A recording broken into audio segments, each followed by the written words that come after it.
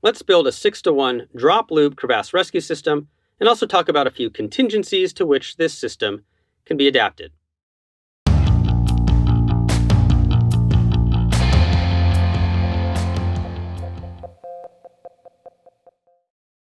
Hello, I'm Jason. We are continuing our Glacier Travel series by demonstrating what is my go-to crevasse rescue system. And this time, I brought a friend. Hey guys, welcome back. As you know, I'm Jason. We're out here at Berthoud Pass in Colorado to work on some crevasse rescue. There are no natural crevasses left in Colorado, so you got to get a little creative. So we found a cornice that we're going to use to practice and introduce a 6-to-1 drop loop system. And I'm out here with my buddy Matt, who's a climber I trust a lot, does some instruction in that area too, and I'll let him introduce himself. Yeah, thanks for inviting me out here. My name's Matt. I'm just a recreational climber, a volunteer instructor for the Colorado Mountain Club's Glacier Travel program. I'm also a rescue specialist, rescue technician for the North Area Technical Rescue Team and climbing experience. I've gotten to climb down in the Andes, in South America, I've climbed in the Himalaya, and then all across the US and the Cascades, etc. Maybe I'll get to drag him out to Alaska one of these days so he can do 3 great ranges. All right, so we're going to rope up, we're going to demonstrate some arrest, and then we're going to get to that 6-to-1 drop loop.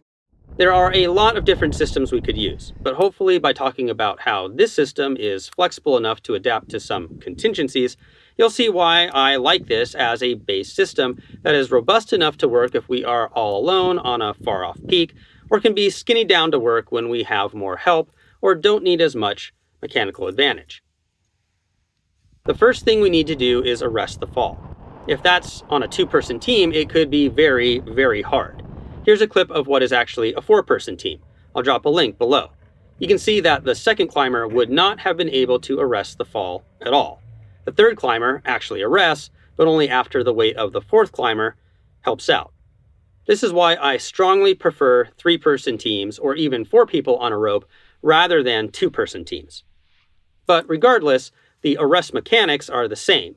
We want to hold the axe with our thumb under the adze, bring the adze up to our shoulder, and use our core muscles to drive the pick into the ground, while maximizing the weight we can place over that pick. Once we stop moving, we want to forcefully kick in our feet so that our legs can support the pull that will remain on our harness.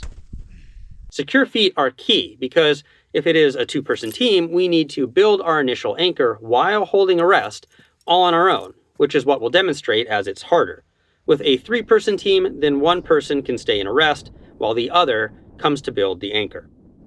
So, if one contingency right off the bat is having 2 or 3 climbers, another contingency is if we use a bite knot and carabiner to attach to the rope or not.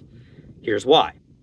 From this arrest holding position, we need to be able to access our picket and then place the picket at a point where the extension comes roughly to our knot.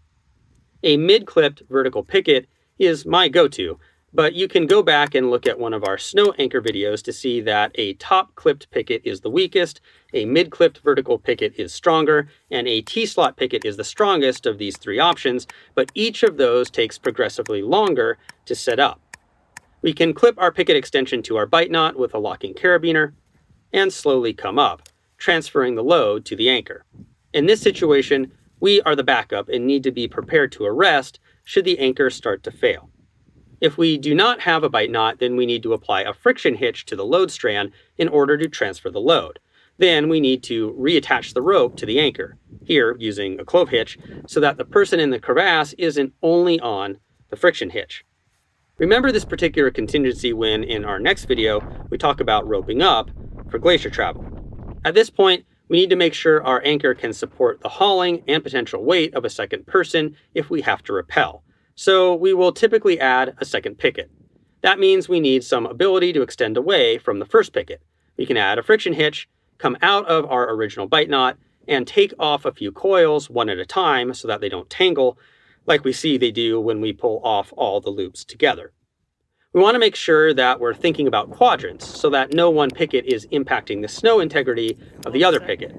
Just as with the first picket, we have trade-offs in what type of placement to make depending upon our snow conditions. We'd like to equalize the two anchors to some degree, especially since it is likely our second picket is better placed than our first. So if necessary, we can use a simple block and tackle, running a long piece of material back and forth between the master point carabiner and the second picket's carabiner, which we can tension and then tie off with a mule overhand knot. We've got a short on how to tie this important knot. Having completed our anchor, we now need to establish contact with our climber in the crevasse. We want to be careful to avoid knocking snow and ice onto our climbing partner. It's time to communicate with the fallen climber, if we can, to find out if they are injured and needing immediate medical attention, or if they are able to climb. Regardless, we're going to want to prepare the lip for extraction. So we need to find a location that is close enough to the fallen climber's rope to be effective, but not so close as to kick debris down onto them. Because that is what we're going to do now. Kick the lip clear in order to round the edge of the crevasse. Then we can place our ice axe, pick down, and head up slope. I'm trying to avoid the component of a haul that will create the most friction on our new haul line, cutting into the lip. And that is one particular trade-off related to this system. We aren't using the loaded strand for the haul. It's this new strand that was part of our coils that becomes the first leg of the haul system. That allows us to have things like brake knots in the rope. We'll go deeper into brake knots in our forthcoming video on roping up, but the ENSA, the school that teaches guides in France, has done multiple studies on the topic and find that when we have enough top snow over the ice, brake knots are incredibly effective, particularly for two-person teams. There's a link to a video of their findings in the description. Another advantage is that we don't have the rope already cut in as a starting point, like we would if we were hauling on the load line. Not only does that reduce friction, but if we had deep enough rope cut, anything beyond a body length or more, we might not be able to get the person over the lip via the load strand at all. The person would still have to climb the final section. The downside is that we need more rope coil length, but maybe not as much as we'd think. Again, we'll go into greater detail when we talk about spacing between climbers. Now though, we could be faced with one of three general situations. Our climber can climb out, our climber can't climb but doesn't need immediate medical attention, our climber needs immediate medical attention. Let's start with the last scenario, because that is the one that involves the extra step of getting down to the climber. Our climber either confirms they need medical attention, or we can't get a response from them at all. In this case, we need to rappel down to them. This procedure is fairly simple because we already have a friction hitch on the rope, which can be our rappel backup. We just need to add our rappel extension and device and head down. Once down there, we can add a safety knot for ourselves, make sure the climber is upright, maybe by adding a chest harness to them, and you can take a look at a short we did on a few chest harness options. We can render first aid. Now we can start talking about how great it is to have a micro traction. Frankly, I wouldn't glacier travel without one these days. If every climber on the team is carrying one, we have decisions to make.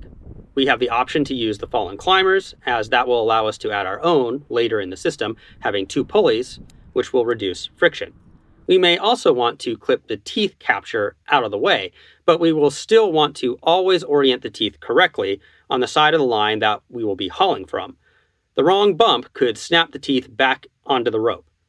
Having this pulley open and not capturing the rope will allow us to manage slack and tension easily as we build the rest of our system. If the rope does capture and we accidentally pull the haul line, we lose all slack in the system. That prevents us from creating a new intermediate master point. We'll talk about why we want that intermediate master point in a bit. We could decide to place only one microtraction at the anchor. This avoids the potential of the teeth coming down and creating that problem I just described. But the downside here is that this location is the most likely to clog the microtraction with snow. That is manageable, but must be monitored. If we are only going to use a microtraction at the anchor, or if we didn't have a microtraction at all, we can just clip a locker to the climber. At this point, we need to ascend out, and you can watch a video we did about going from rappel to ascend by following yet another link in the description. It's time to build the haul system. We want to add a bite knot into what was our rappel line, making sure it is between our Prusik and the original anchor. This will be our new master point, and it's why we don't need to have enough rope to go from the anchor position to the climber and all the way back to the anchor again. Based on the choices we made earlier, we can now add that microtraction at this new master point, again, orienting the teeth towards the hull strand. Now, back to our contingency if we didn't have any microtractions at all. If that's the case, we are going to build a progress capture at this point by attaching a friction hitch to the rope going to the fallen climber. We would now have to tend this Prusik when we haul, pushing the hitch back down very regularly. But back to our microtraction setup. We now bring the haul line coming out of the pulley at the master point and attach it back to the rope that is going to the fallen climber. I like to use a tib lock for speed here, but another friction hitch would work fine.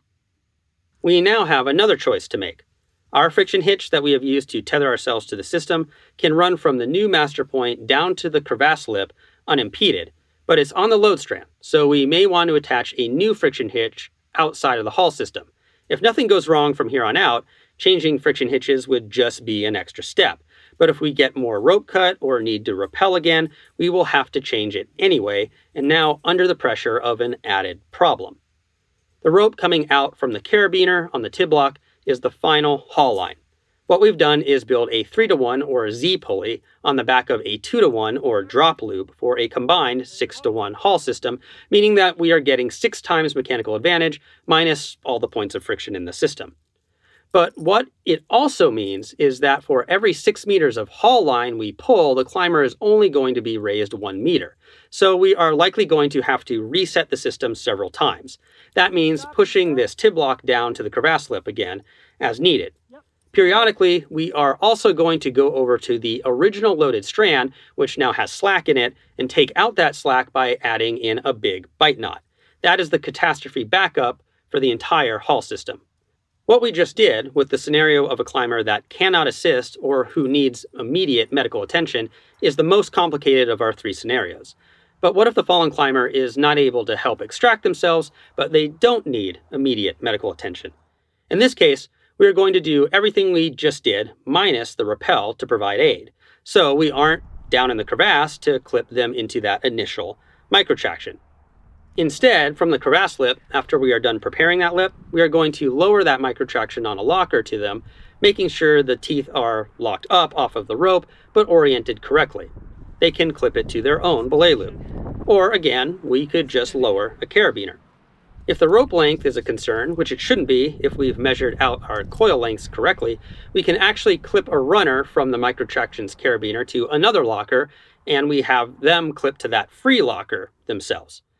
In this last scenario, the climber is healthy and aware enough to help extract themselves.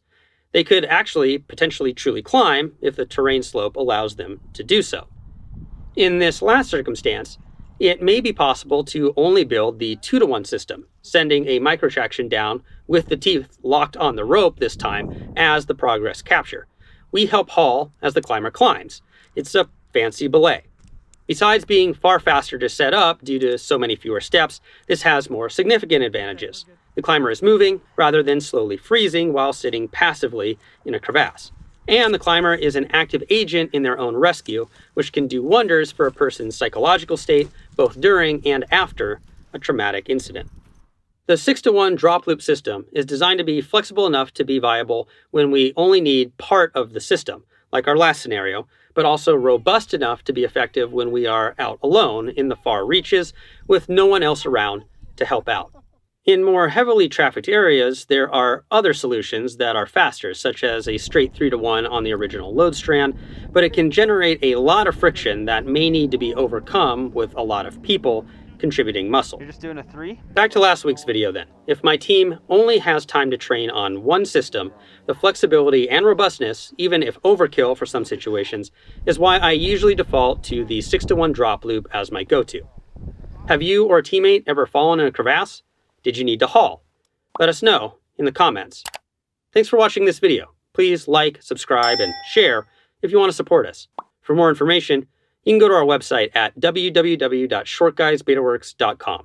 You can check out a video I just referenced about how outside constraints play a role in my system choices for Glacier Travel, or you can check out our entire Glacier Travel series which as of this recording is still growing. We'll see you next week and keep on getting more out of that big outside.